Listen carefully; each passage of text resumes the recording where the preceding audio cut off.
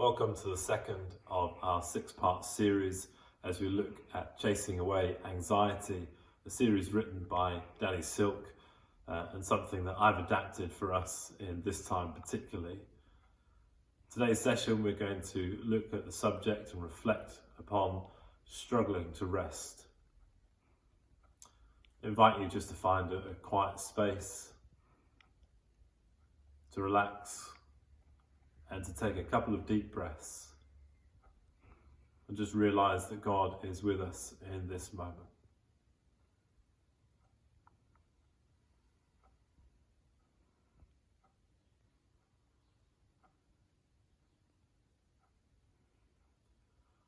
For some reason in our society, we've come to believe that resistance is like failing. If something is hard work, and a struggle, then it's almost as though we're failing somewhere along the line. And many of us believe that success comes with some form of ease, that the main goal in life is comfort and that smooth sailing, and that's all part of the package that we measure to say that life is good.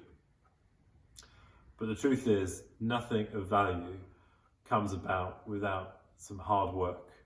There's no sense of fulfillment without doing some significant work and learning that requires a bit of hard graft. And the most productive times in our life when we think about it often come when we've struggled through something.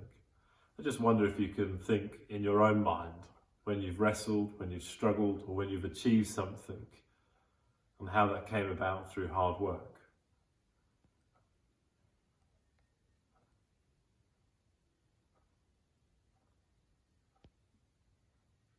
I want to ask you a question. What is it right now that you are struggling with most?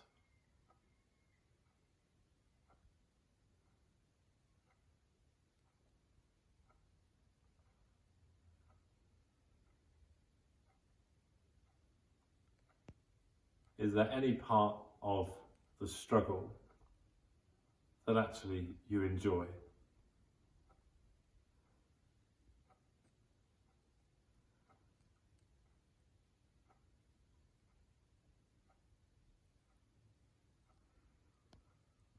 Are you struggling at the moment to reach a goal, to get something, or to protect?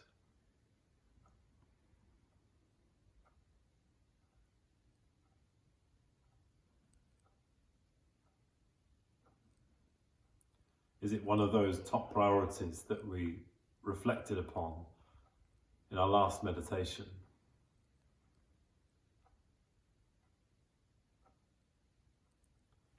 Are there parts of this struggle that you don't care about?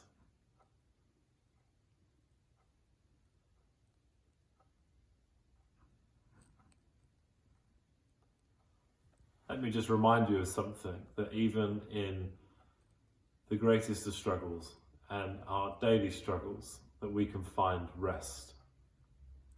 Jesus gives rest in his presence and in the gift of his power to us through the power of the Holy Spirit.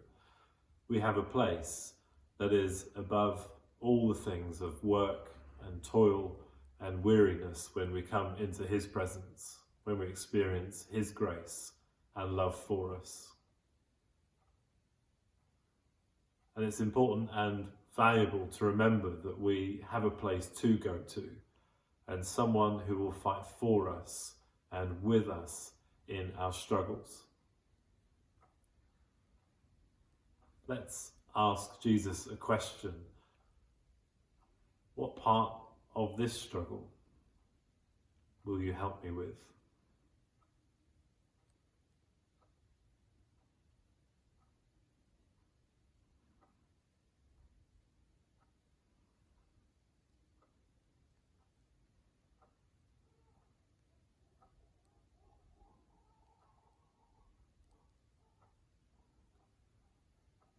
Let's ask Jesus another question. Jesus, what part of what I'm struggling with most will hurt me.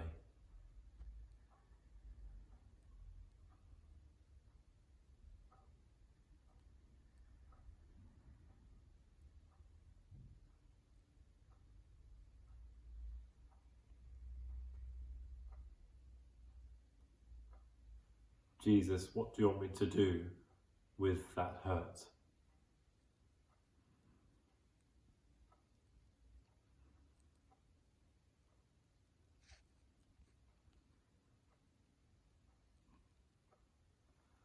Letting go of those things that hurt us and embracing those struggles and those things will help us value the struggle that we face.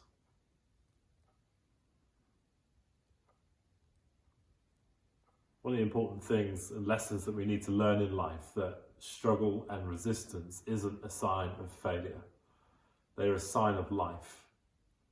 Growing things struggle. As we experience spring around us and the beauty that we see, it is through the struggle that change and resistance brings around beauty.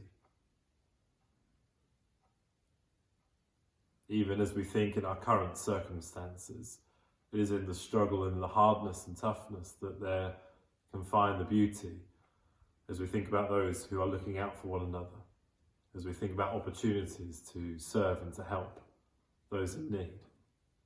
We find beauty in relationships, beauty in the gift of God, in connecting with one another in new ways. One of my most favourite verses in the Bible, and perhaps the most favourite verses that I love, comes from Romans 12, verses 1 and 2, which effectively sum up the Christian life, as Paul says, "Therefore, I urge you, brothers and sisters, in view of God's mercy, offer your bodies as living sacrifice, holy and pleasing to God. This is your true act of worship. Do not conform to the pattern of this world, but be transformed by the renewing of your mind. Then you will be able to attest and prove God's will and what it is, his good, pleasing